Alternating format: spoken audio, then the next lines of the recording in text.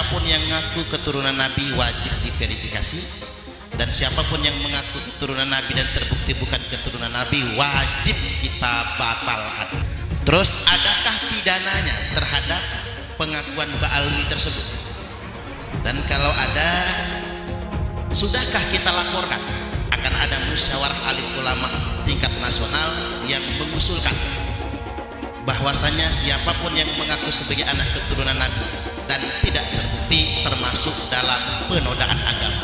Setelah ada munas alim ulama dan sudah ada keputusan bersama, maka dengan bekal hasil keputusan itu kita bisa melakukan pemidanaan. Siapapun ke depan yang mengaku cucu Nabi bisa dipidanakan dengan pasal penodaan agama. Sampai sejauh ini tentu saja nasab Ba'alawi masih menjadi sesuatu yang sangat kontroversial dan membuat banyak orang ragu.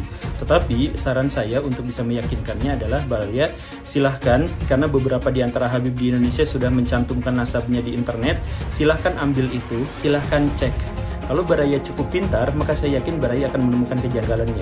Tapi kalau tidak, silahkan Baraya tanyakan itu kepada para akademisi, pada ulama.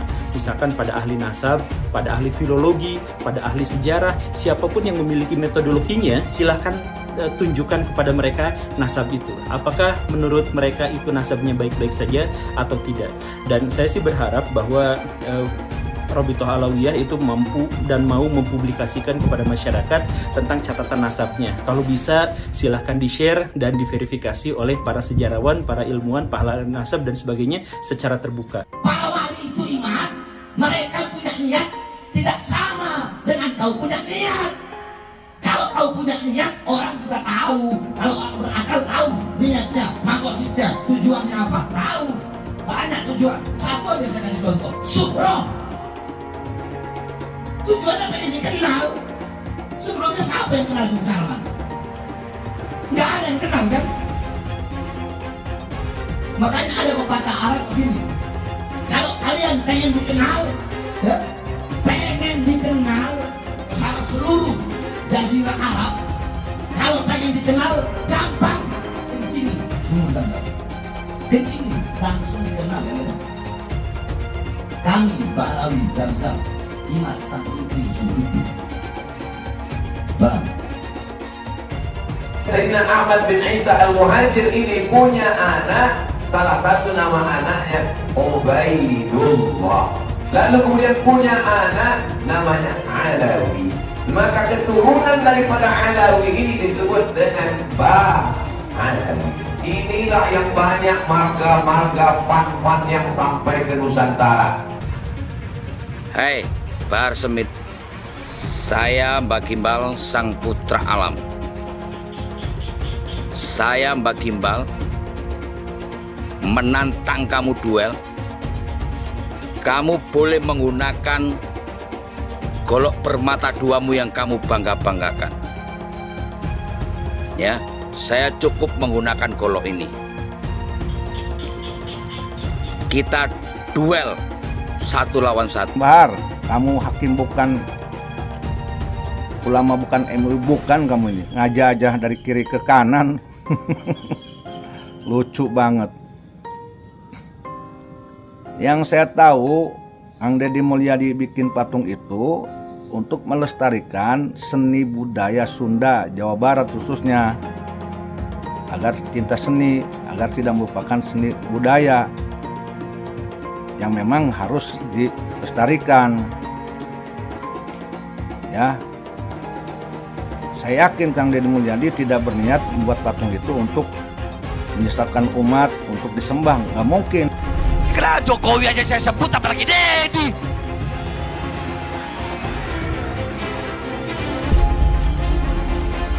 Betul, betul, betul. Saya nggak ada urusan, saya nggak ada urusan, nggak ada urusan saya. Iblis saya makan kok. Deddy lagi. Dengar-dengar mau nyalon gubernur dia. Mau nyalon dia ya, dengar-dengar.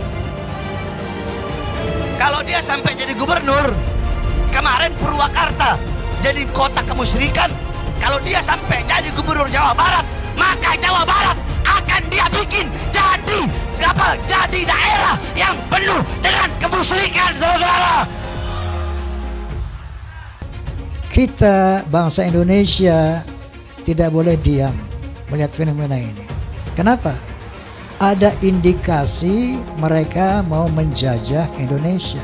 Indikasinya jelas sekali. Ada yang bagian memalsukan kuburan. Di mana-mana dibikin kuburan-kuburan palsu. Alhamdulillah, menurut keterangan beliau juga sudah banyak yang dibongkar. Yang kedua, berita-berita khurafat, dongeng-dongeng khurafat. Untuk apa? Ini yang namanya Ba'alawi, leluhurnya luar biasa, bisa hijrah Mi'raj 70 kali, bisa memadamkan api neraka yang nggak pakai akal. Itu sesuatu yang luar biasa dan dahsyat.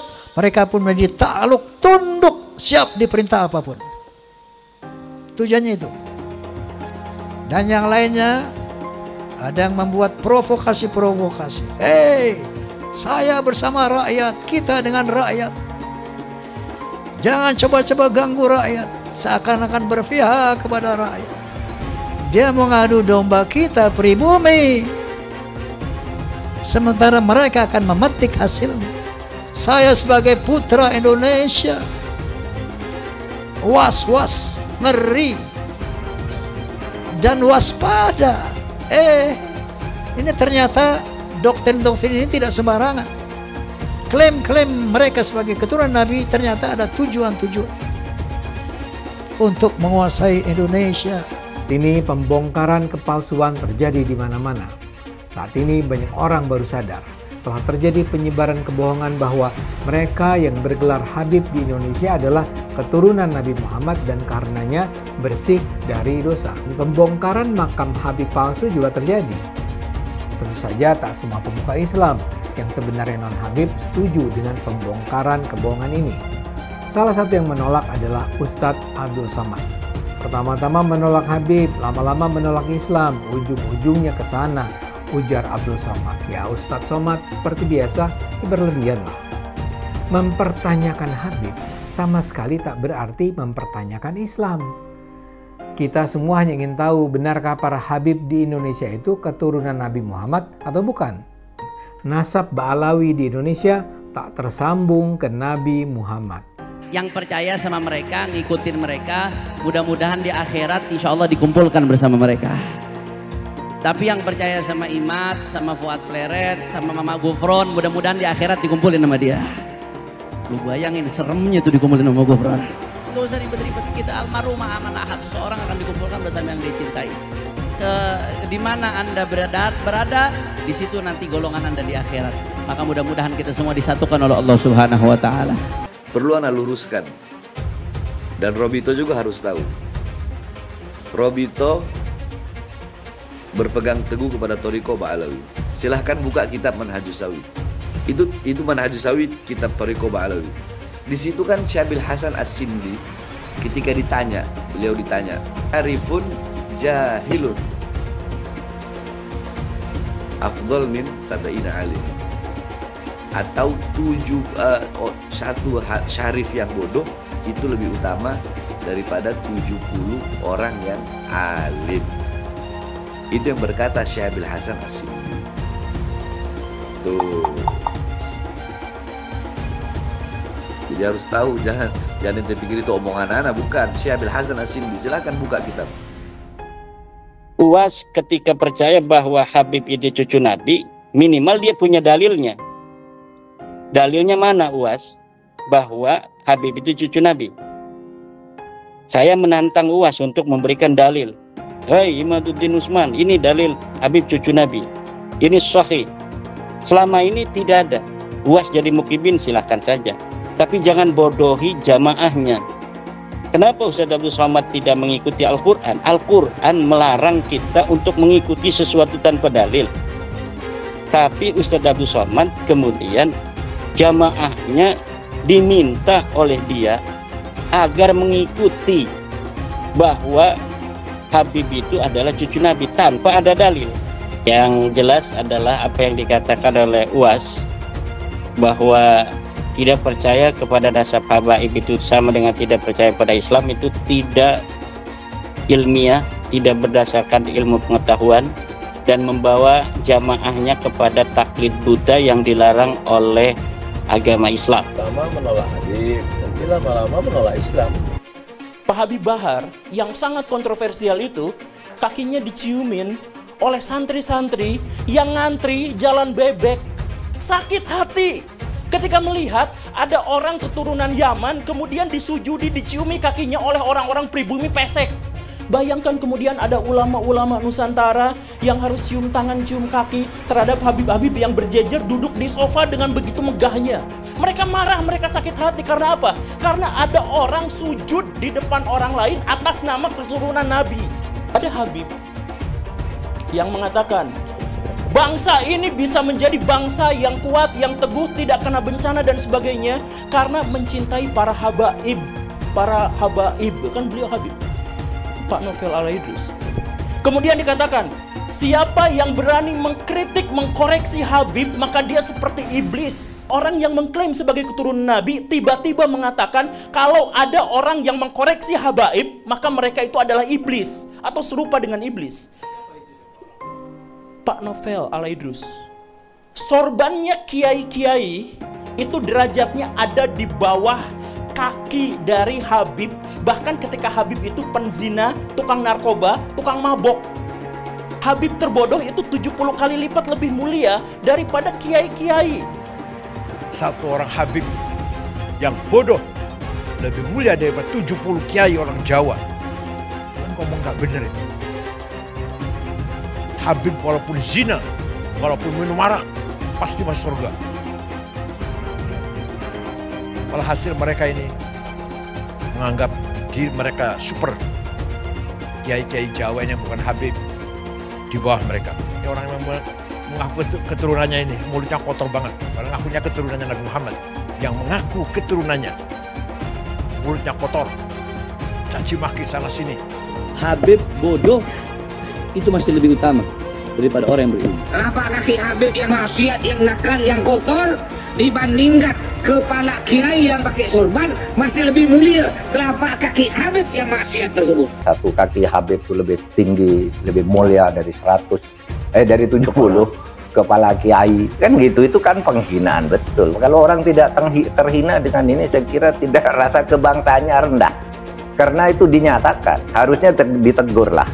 Habib itu meskipun mabuk, berzina, itu jangan dimarahi. Karena kalau Habib itu pasti masuk surga.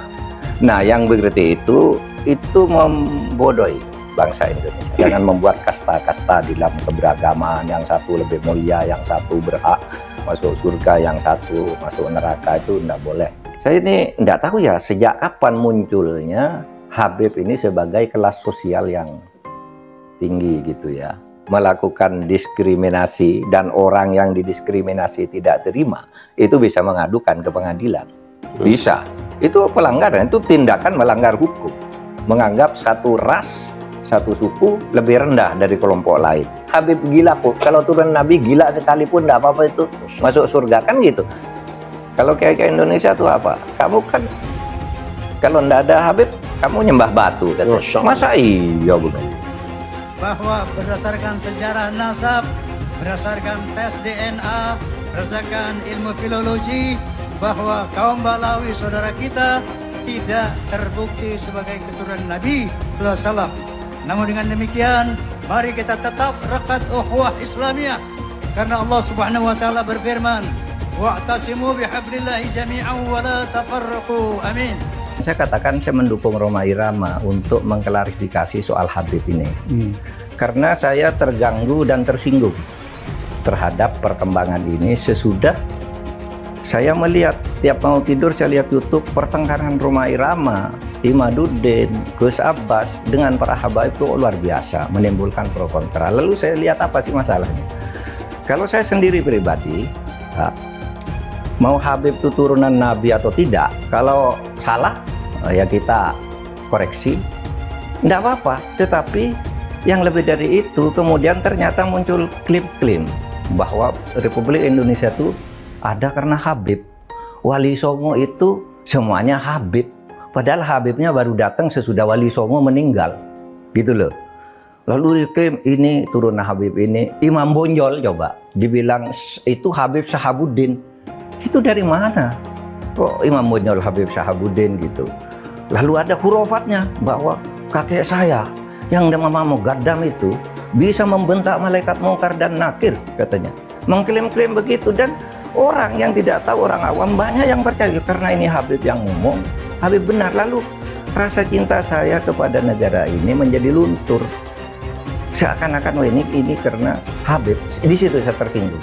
Rasa cinta tanah air saya, kebanggaan kepada leluhur saya sendiri itu bangkit. Apalagi kemudian ada pemalsuan kuburan-kuburan tuh ya, nama kuburan biasa dibangun menjadi ini Habib ini, padahal tidak jelas siapanya. Kalau Habib itu lebih tinggi dari kiai, dan itu semua ada, Mas. Ngomong itu bukan hanya ngomong begitu, itu bukan hanya katanya-katanya, karena ketika Rhoma Irama berbicara itu, lalu ada seorang Habib muda dengan Rhoma Irama, kamu bohong, tunjukkan Habibnya siapa yang katakan gitu. Sudah, itu bukan Rhoma Irama yang membuktikan. Netizen ini Habib ini tanggal sekian bilang ini dengar. Ini Habib ini sampai 7. Rhoma Irama ngomong, Habaib itu mendoktrin. Kalau Habib mau dia maksiat, mau dia zina, mau dia mabuk, tetap masuk surga. Saya bilang, saya tanya sekarang ini, Rhoma, Habib siapa yang ngomong begitu? Hah? Jangan kau punya mulut, Rhoma Irama. Nah, Rhoma Irama mau bikin fitnah. Apa fitnahnya? Doktrin Ba'alawi, doktrin Habaib. Kalau ada Habib mabuk, berbuat dosa, judi, itu masuk surga. Makanya saya tanya, siapa Habibnya? Hah? Di mana? Kapan dia ngomong?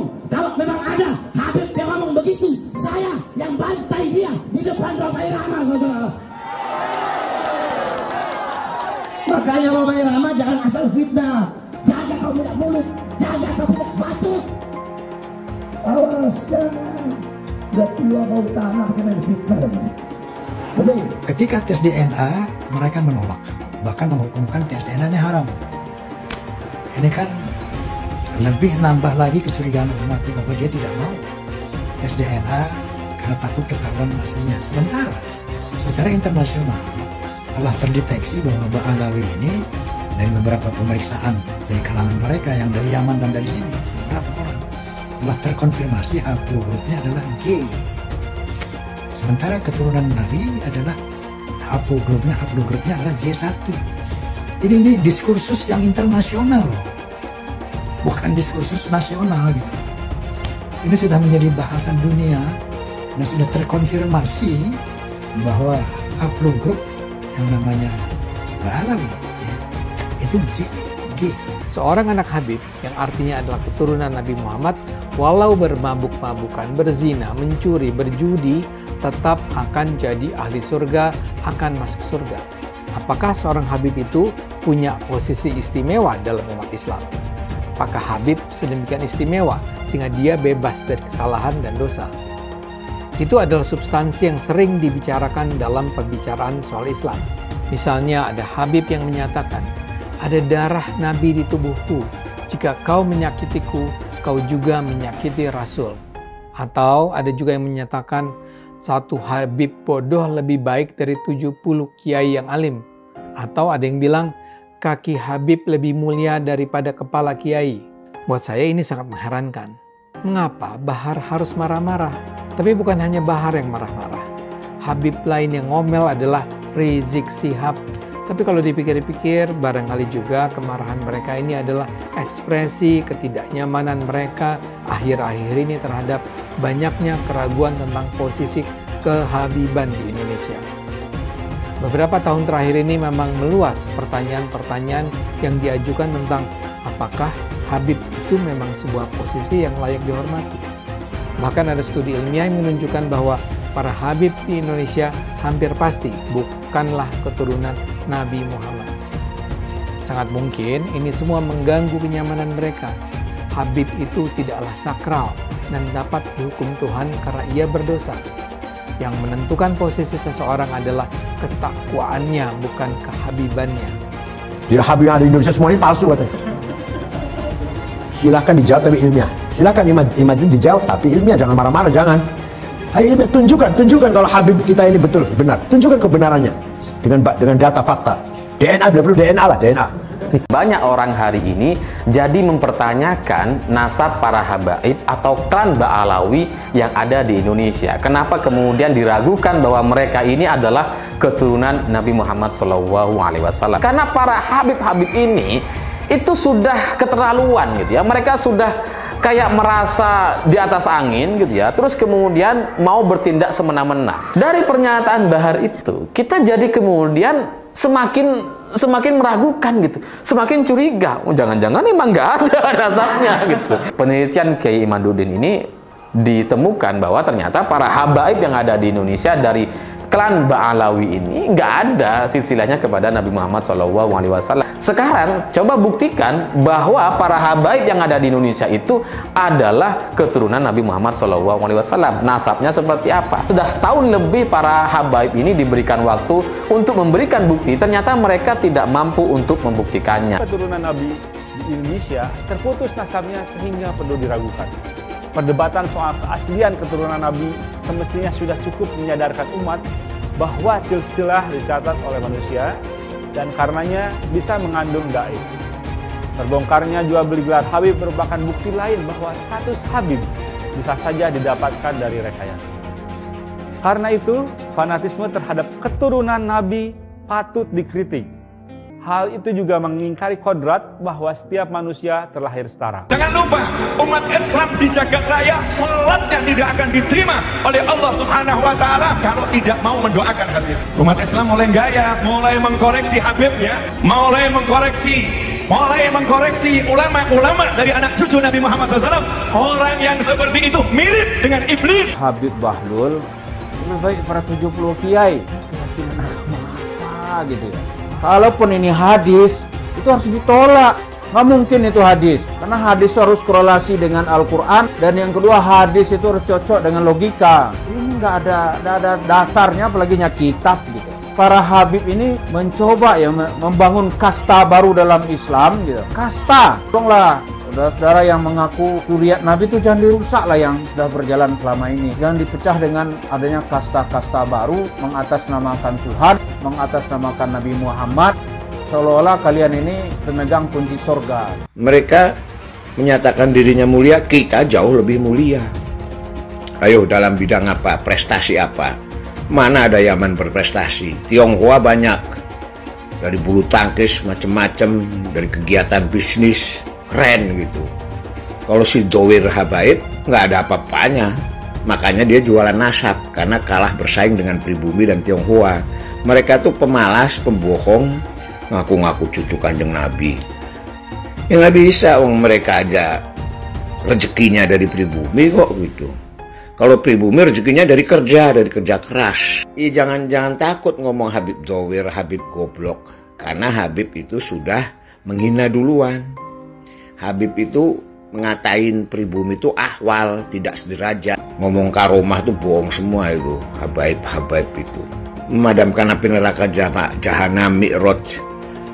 Berapa kali? 70 kali sehari. Datuknya itu bisa membuat rantai emas dari yang dibentangkan dari langit ke bumi. Ya kan goblok gitu. Itu gitu, goblok gitu. Nggak masuk akal gitu. Kenapa? Goblok yang nggak apa-apa, gue bilang goblok Habaib. Karena Habaib sudah mengatain gue ahwal, sudah mengatain gue tidak sederajat. Satu Habib, walaupun Habibnya jahlun, maksudnya bodoh kata Iwan, itu ukurannya perbandingannya amat 70 kiai yang alim. Kami adalah majikan kalian, kami adalah pemilik bangsa, kami adalah pemilik kedaulatan Indonesia. Hai teman-teman, tahun ini adalah tahun yang bagus untuk trading di market kripto, terutama Bitcoin dan kripto lainnya. Teman-teman bisa gunakan kesempatan ini untuk mencari cuan dengan trading di market kripto. Untuk trading, teman-teman cukup registrasi dengan menggunakan link di kolom deskripsi, lalu deposit, tentukan apa yang ingin kalian tradingkan, lalu tekan tombol buy. Sesimpel itu. Jika ada pertanyaan, teman-teman bisa hubungi WhatsApp di kolom deskripsi. Saya juga mau mengajak teman-teman untuk bergabung di komunitas trading yang ada di kolom deskripsi.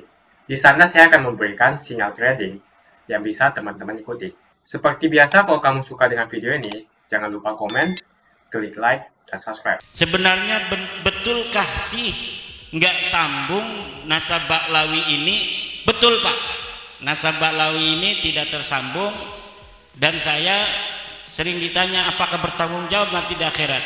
Saya katakan berulang-ulang, saya bertanggung jawab di akhirat bahwa Ba'lawi ini bukan turun Nabi secara ilmiah. Kalau misalnya kita mengikuti sesuatu yang tanpa ilmu, itu yang harus bertanggung jawab itu nanti di hadapan Allah. Wala taqfu ma laysa laka bi ilmun. Jangan kau ikuti sesuatu yang tidak ada dalilnya. Nah ini dalilnya banyak sekali. Itu kitab saya itu sampai berapa itu yang menerangkan tentang Ba'lawi putus. Ada kiai yang gak mau baca kitab saya katanya. Kalau baca berarti udah tahu. Nanti kalau udah tahu katanya kita harus mengakui bahwa Ba'lawi bukan cucu Nabi katanya. Ada yang begitu. Makanya dia nggak mau baca katanya kitab saya itu. Faktor apa saja sebab Kiai Imad merungkat Ba'lawi? Adakah pidananya? Sudahkah dilaporkan agar ada efek jera? Nah, faktor apa saja sebab saya membahas nasab Ba'lawi ini adalah ya dari Ba'lawi sendiri. Mereka mengaku sebagai keturunan Nabi. Ya pengakuan ini harus diverifikasi betul atau tidak. Ternyata tidak betul menurut penelitian saya, dan dikuatkan oleh hasil tes DNA yang melenceng itu. Itu sudah sangat saling menguatkan, dan saya kira sudah tidak bisa lagi bergerak ke arah bahwa kita harus tetap mengakui husnudzon. Lah husnudzon itu tidak bisa lagi kita jadikan sebagai sebuah dalil ketika sesuatu itu sudah jelas salah. Kemudian adakah pidana? Sudahkah dilaporkan agar ada efek jera? Saya belum sampai ke arah tindakan hukum ya terhadap pengakuan-pengakuan klaim-klaim cucu Nabi. Tetapi apabila masyarakat itu menghendaki itu, masyarakat bisa untuk mencoba melaporkan kepada pihak-pihak berwajib apakah nanti ada pasal-pasal yang bisa untuk dijadikan pegangan oleh pihak kepolisian untuk menjerat orang-orang yang mengaku sebagai turun Nabi yang sudah tidak terkonfirmasi oleh kitab nasab, oleh kitab sejarah dan tes DNA itu. Itu sudah tidak bisa lagi untuk mengelak. Dari sisi DNA itu, masa depan itu orang yang mengaku turun Nabi nggak usah dibahas-bahas kitabnya mana, nggak usah dibahas sejarahnya bagaimana, dilihat dari tes DNA-nya dulu. Kalau tes DNA-nya udah J1, dia mengaku turun Nabi dari garis laki, maka baru itu diteliti dari ilmu nasab dan sejarahnya. Kalau belum apa-apa tes DNA-nya udah G begitu, udah disingkirin, nggak bakal dibahas lagi. Ngapain nanti ujung-ujungnya pasti putus atau ada pemalsuan. Kalau kita ngomong sembarangan gak ada dalil, kita ini bicara hoak. Kalau hoak itu bisa kena pasal. Sekarang mana dalilnya yang mengatakan Ba'lawi itu turun Nabi? Hayo kita adu dalilnya. Kalau tidak berarti Anda yang menyebarkan hoak selama ini. Kita diskusi di pengadilan itu enak Pak. Saya lihat itu kalau pengadilan itu hakim memberikan keluasan kepada orang-orang untuk bicara apa adanya sesuai fakta yang dimiliki. Kemudian kalau perlu untuk hadap-hadapkan, di muqabalah dihadapkan. Mana dalilnya kamu? Coba lihat, kata hakimnya. Coba ini lihat, ini palsu Pak Hakim, kata saya. Kan nanti gampang saya ngomongnya. Tuh lihat Pak Hakim, kertasnya aja begitu. Katanya tahun 600 Hijriah. Ini kertasnya ada garis-garisnya Pak Hakim. Coba lihat tuh. Garis-garis begini, ini pabrik Indonesia tahun 1960 Pak Hakim. Bener ini Ki Imad nih, ini yang bener. Itu nanti begitu. Kalau di pengadilan, ujung-ujungnya misalnya kalau hakimnya puyeng, udahlah DNA aja DNA. Panggil dari BRIN, panggil dari Rumah Sakit Bayangkara, Polri. Ini pegang ini, orang ini pegang ini. Coba rambutnya ambil. Kita lihat sampai ini mesin mengatakan apa hasil daripada haplogrupnya dia itu. Demikian. Udah jangan framing lagi. Ayo kita ajakkan diskusi. Ki Imad tidak pernah datang bagaimana? Ente yang gak mau datang. Cuma ente bikin framing aneh gak mau datang. Begitu yang benar. Universitas mana yang mau menjadi tuan rumah untuk diskusi nasab saya dengan Rabita Alawiyah? Siapkan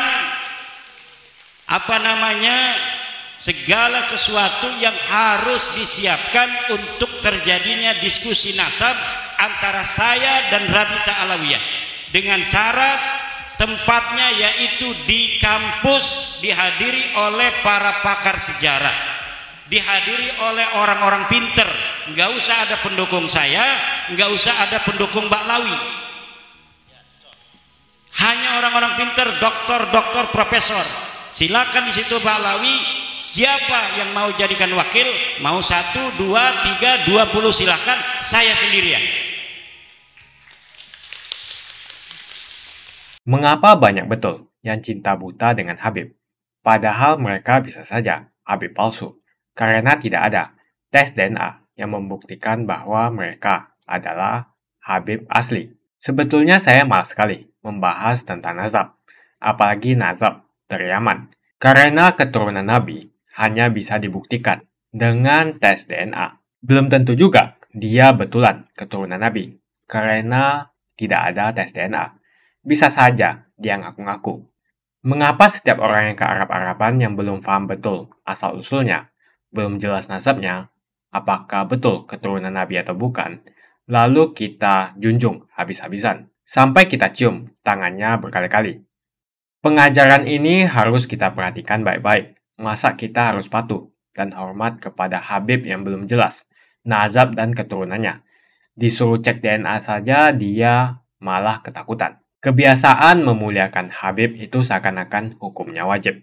Sampai segitunya, kalau ketemu orang yang bergelar Habib, dielulukan dan dipuja-puja. Ya kalau itu memang Habib betulan. Kalau dia Habib abal-abal gimana? Zaman serba modern seperti ini, siapa saja bisa mengaku keturunan Nabi. Bisa melakukan tes DNA sebelum koar-koar di atas mimbar dakwah sebagai cucu Nabi. Setelah tes DNA, hasilnya harus diumumkan kepada publik. Apakah yang bersangkutan keturunan Nabi atau bukan? Jangan terus membodohi masyarakat dengan menjual nazab untuk memperbaiki nasibnya sendiri. Jual nazab untuk mengumpulkan pundi-pundi rupiah dan kaya raya dengan membohongi masyarakat. Ya bolehlah seorang Habib kita hormati, asalkan semua mengaku sebagai Habib mau tes DNA. Berani tidak kalian tes DNA? Hasilnya diumumkan di masyarakat. Itu baru adil. Kalau para Habib tidak berani tes DNA, jangan disanjung-sanjung. Apalagi ajaran yang disampaikannya penuh dengan kata-kata kotor sebagai ujaran kebencian. Bisa jadi Habib ini merupakan cucu palsu. Adapun keturunan Arab ini biasanya tidak perlu dipanggil Habib. Hal ini dilakukan agar tidak ada perbedaan kasta. Seakan-akan keturunan Arab derajatnya di atas pribumi dan di atas keturunan Cina. Seakan-akan Cina itu di bawah orang Arab.